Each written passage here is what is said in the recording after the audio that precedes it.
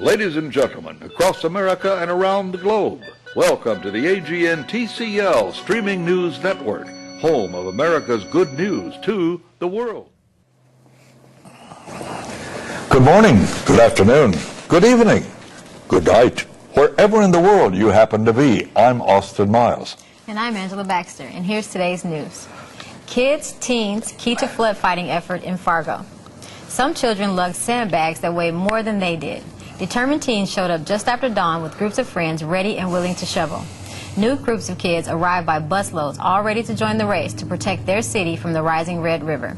Thousands of volunteers are lending a hand this week to fill and stack sandbags to place along the river and near endangered homes as Fargo faces the threat of a severe flood after the river exposed erect Sunday.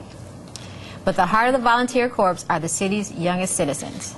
It's a job that elsewhere might be reserved for emergency workers or at least their parents. But here, students can be excused from class with parents' permission and join the hundreds of adult workers for filling 1 million sandbags. They pretty much have saved our community, said David Stark, who was 62 and worked side by side with the children. He was one of the few senior volunteers that joined the effort and had to take a break after hurting his hand when he was in awe of the students' dedication. Many of the volunteers know what they're doing may save a neighbor or a friend, and didn't mind missing school to get dirty filling sandbags. One student, 18, says she was sore from a second straight day filling bags but didn't want to miss out on the action. She went to school for a couple of hours where there were only 4 students, which showed that the community outreach is more important.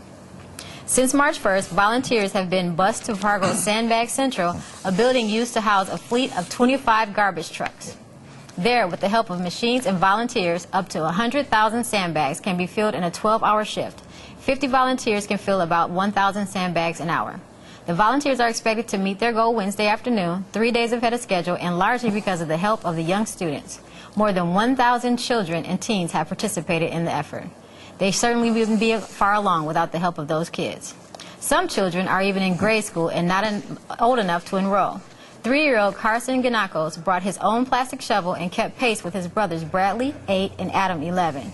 He said, "We're helping save people's houses so little kids don't drown." Carson was lugging a 35-pound sandbag to a pallet for loading, something that impressed the city employees who were overseeing the effort. They said the sandbag is as big as he is, probably bigger, and he feels like he's a part of the effort, and he is. Boy, that's a great story. And these are teenagers reaching out. And small children. This came out of France today. Audi blasts past French speed trap at 300 kilometers. French police have arrested a man caught driving a German-registered sports car so fast that the speed trap couldn't even clock the estimated 300 kilometers, which is 186 miles an hour here. And he was traveling that fast by it. Well, the speed limit on the road is 130 kilometers, less than half of that. But officials believe this Frenchman, who was found to have consumed cannabis after being stopped by the police. Now, that's joints, you know, he's smoking joints. I wonder if that's where they get the idea that they call dope speed. Could be. By the way, in Haiti, I'm sure you've been seeing all this too, but there's a big revival going on in Haiti since the earthquake. People are giving their hearts to the Lord, and a voodoo priest just gave his heart to God and burned all of his voodoo equipment that he had. And also in the Dominican Republic, right next door to Haiti, on the same island. They were not hurt by the earthquake, but they're having a tremendous revival that's going on right now as we speak, this very weekend that we're telecasting this. So that's probably going to be the one fully Christian island and area in the Caribbean that's going to spread to the other islands. I think it's great. That's awesome. Yeah, what do you got for me? Well, I have something that's really interesting. You know, stars get a bad rap about not doing things, and Twitter and social, Facebook, and all that stuff. But here, Demi Moore continues her hero work by saving another life via Twitter. Demi Moore and her secret weapon are saving lives one tweet at a time. The actress is among those credited with preventing yet another suicide late last night thanks to Twitter.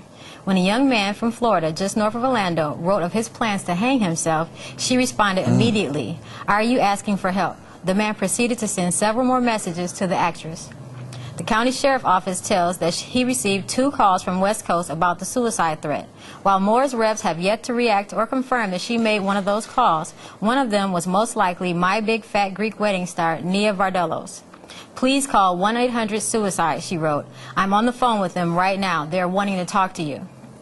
An hour later, she offered an update. Just spoke to Florida police again. They're with him now. He is okay. It's not a hoax. Thank you all for sending love, she said. And I called Suicide Line, connected the Florida police. I gave his name and city. They went to the home and they helped him. Lieutenant Sonia Pisano told the senator that the deputies went to the home and escorted an uninjured juvenile male to the hospital. She was unable to provide further details. And Moore is also credited with saving a woman's life in a similar fashion last April. Oh, that's a good report. That is such an example for everybody. And I just got this in from Ed Berkey, the retired minister who's a friend of mine living in Florida, and it said, why go to church? The church goer wrote a letter to the editor of a newspaper in the community there and complained that it made no sense to go to church every Sunday. I've gone for 30 years now, he wrote, and in that time I have heard something like 3,000 sermons, but for the life of me I can't remember a single one of them. So I think I'm wasting my time, and the pastors are wasting their time by giving sermons at all. Well, this started off a real controversy with the paper, letters back and forth, which the paper I'm sure loved. And it went on for weeks until somebody wrote this letter. I've been married for 30 years now. In that time, my wife has cooked some 32,000 meals. But for the life of me, I cannot recall the entire menu for a single one of those meals. But I do know this, they all nourished me and gave me strength I needed to do my work. If my wife had not given me those meals, I would be physically dead today. Likewise, if I had not gone to church for nourishment, I would be spiritually dead today. And let me leave you with this thought, if I may. When Satan is knocking at your door, simply say, Jesus, could you get that for me? I'm Austin Miles. I'm Angela Baxter. God bless. And may God bless and answer all of your prayers.